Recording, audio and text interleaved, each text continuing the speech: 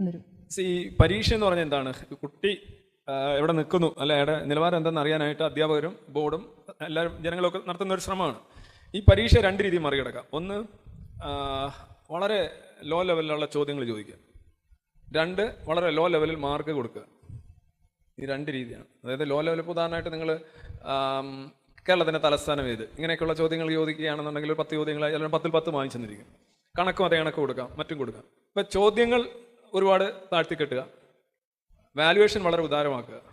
അതായത് marking, awarding mark, ഇത് രണ്ടുകൂടെ വരുമ്പോഴാണ് ഈ ഇത്രയധികം ആളുകൾ ജയിച്ചു വരുന്നത്.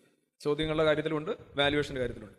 അപ്പോൾ ഈ നമ്മളൊരു പൊതുവായിട്ടുള്ളൊരു പരീക്ഷയുടെ ഈ രണ്ട് നിലവാരങ്ങളും പോയതിന് ശേഷം പരീക്ഷ ജയിക്കുന്ന ഒരാളെ നമുക്ക് പഴയ ജയിച്ച ഒരാളെ പോലെ കാണാൻ പറ്റില്ല. മനസ്സിലായല്ലേ? ഇപ്പോൾ ആളുകൾ ഇപ്പോൾ ഇത്രയും പേര് ജയിക്കുന്നു എന്ന് പറയുമ്പോൾ എങ്ങനെയാണ് ജയിച്ച ആ പ്രോസസ്സ് വളരെ ഇമ്പോർട്ടൻ്റ് ആണ്. 99.7% എന്ന് പറയുമ്പോൾ പിന്നെ തോറ്റവരെ കണ്ടെത്താനായിട്ട് CBI അന്വേഷണം വേണ്ടി വരുന്നത്. അവരെ ഇറങ്ങിയാലേ പിന്നെ കണ്ടെത്താൻ പറ്റുള്ളൂ. അപ്പം ഇത് വളരെ പരിഹാസ്യമായിട്ട് മാറിയിട്ടുണ്ട്. ഇപ്പം എന്താ 10 മാർക്ക് 50-ൽ വാങ്ങിക്കാന്നുണ്ടെങ്കിൽ ഒരാൾക്ക് ജയിക്കാന്നുള്ള അവസ്ഥയാണ്. ഇപ്പോൾ 50-ൽ 10 മാർക്ക് കൊടുക്കുന്ന രീതിയുടെ നോക്കുകയാണെന്നുണ്ടെങ്കിൽ 10 മാർക്ക് വാങ്ങിക്കാതിരിക്കാൻ ആർക്കും കഴിയില്ല എന്നുള്ള അവസ്ഥയുണ്ട്. അല്ലെന്നുണ്ടെങ്കിൽ വീട്ടിൽ വല്ല കരപ്പനോ അല്ലെങ്കിൽ എന്തെങ്കിലും ചിക്കൻ കുനിയൊക്കെ പിടിച്ച് കിടക്കുകയാണെന്നുണ്ടെങ്കിലേ തോക്കുള്ളൂ. അത് വളരെ രസകരമായ ഒരു അവസ്ഥയാണ്.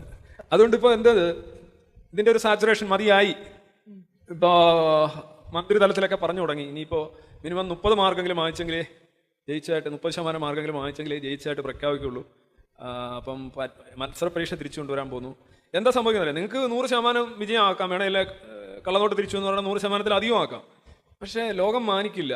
ആളുകൾ എല്ലാത്തിനും +2 A+ വാങ്ങിച്ച ഒരു കുട്ടിയെ ഒട്ടും മാനിക്കില്ല.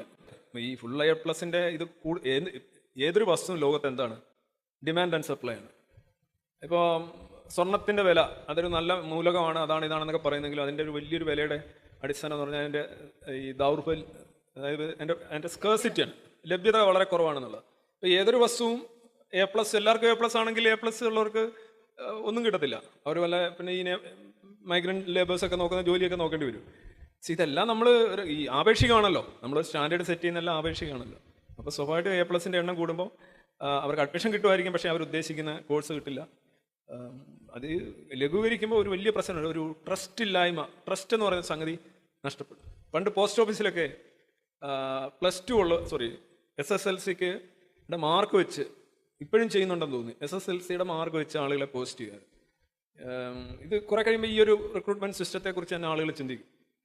മനസ്സിലായി? ചില മറ്റേ ഫസ്റ്റ് ക്ലാസ് ഉള്ളതൊക്കെ, ഞാൻ SSLCക്ക് ജയിച്ച വർഷം ഫസ്റ്റ് ക്ലാസ് ഉള്ള കുട്ടികൾക്ക് ഞങ്ങളുടെ നാട്ടിൽ അവരെ കൊണ്ട് നടന്ന് താലപ്പൊലിയൊക്കെ ആയിട്ട് കൊണ്ടു നടന്നിട്ട് ജംഗ്ഷനിൽ കൊണ്ടുവന്ന് അവർക്ക് ക്യാഷ് അവാർഡും കൊടുത്തു, പൗരസ്വീകരണം കൊടുത്തു. ഫസ്റ്റ് ക്ലാസ് 360 മാർക്ക് 600-ൽ. ഇന്നതൊക്കെ ചിന്തിക്കുമ്പോൾ ആളുകൾക്ക് ചിരി വരും.